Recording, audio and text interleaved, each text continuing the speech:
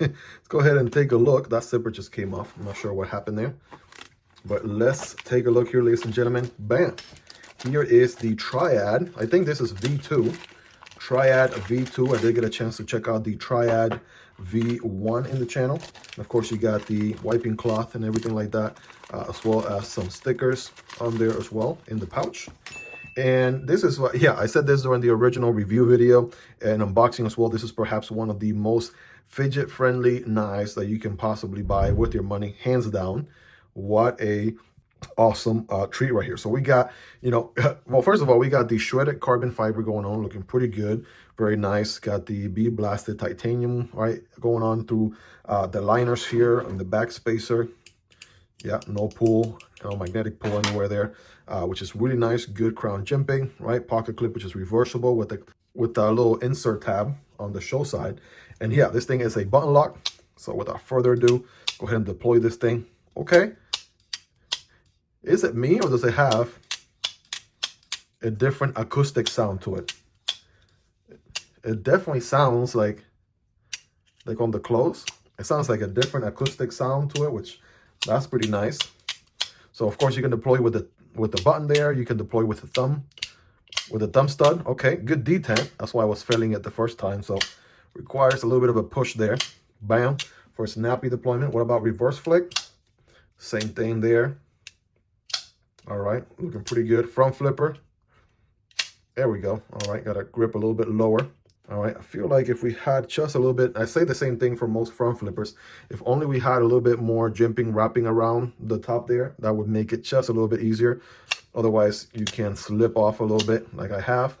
But again, just kind of calibrating for what it takes to front flip this knife. There we go. Reach around. Boom.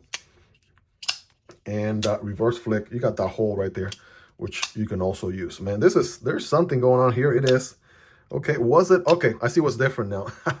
Okay, so I think before, right, correct me if I'm wrong, Miguel, check out the original video on this guy, but I think before it was just a plunge lock, button lock, right? Very similar to any button lock with, you know, kind of that mechanism right there, like on this Sencut Crowley here, right? Plunge lock, button lock. That was the first version. Now, it is, I believe, if I'm looking at it right, there's this liner, right, going down on this side.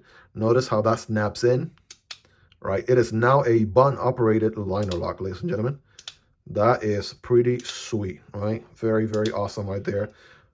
Yeah, that's really good. That is honestly really, really good. The button does stick out quite a bit, right? Kind of makes sense because you have to travel along with that liner, right? You can see it as I push the button, how that liner moves. Yeah, it is no longer a plunge lock, button lock anymore. It is a button-operated liner lock. There we go. We can see it from this side as well. There is the liner. It looks to be about perhaps maybe 30, 35, 40% of the way in.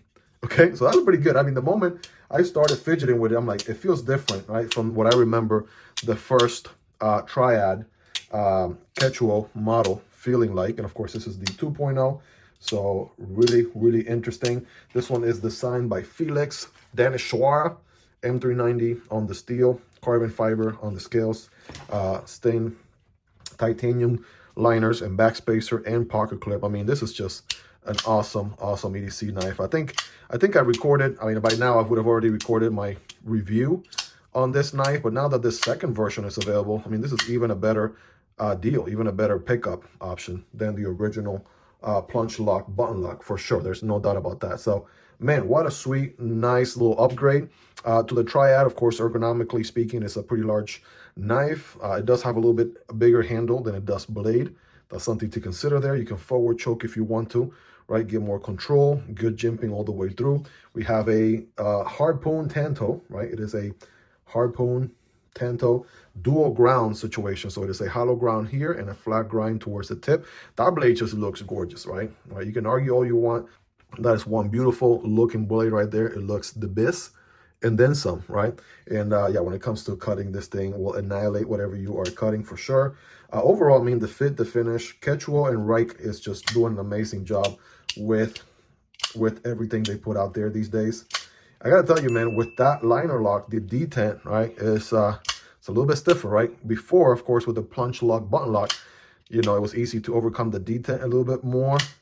But now it provides for a little stiffer detent for sure. So let's do a quick size comparisons here just for you. We got the Spyderco Bros, right? Manix 2. Right, let's factor in the Spyderco Yojimbo 2 as well in the mix, right? So very comparable size-wise, honestly. Perhaps just a tad bit shorter, if anything. Here is the MSI and the Stitch. Take a look. Those are going to be way bigger. Absolutely, no doubt. And here's the Demko AD 20.5 and the Kunwu Chad. A little bit bigger than the AD 20.5 and shorter than the Chad right there. Here's the Kizer Militaw and the Civivi Vision FG. Those are going to be both each a little bit bigger. And last but not least, there's the CJRB Hectare Alt and the Vosteed Raccoon, right? Actually, very raccoon size. This bigger than the Hectare Alt, but hopefully, again, you own some of those knives. That kind of gives you a ballpark where this guy lands, more or less, right? But yeah, now that we got the size comparison out of the way, let's just see this thing in action, shall we? I'm going to grab a piece of notebook paper, right? This is just from an old textbook I was going to throw away, but I figure I'm just going to use the paper for a very scientific cutting test. There we go. It definitely goes to the paper very, very easily.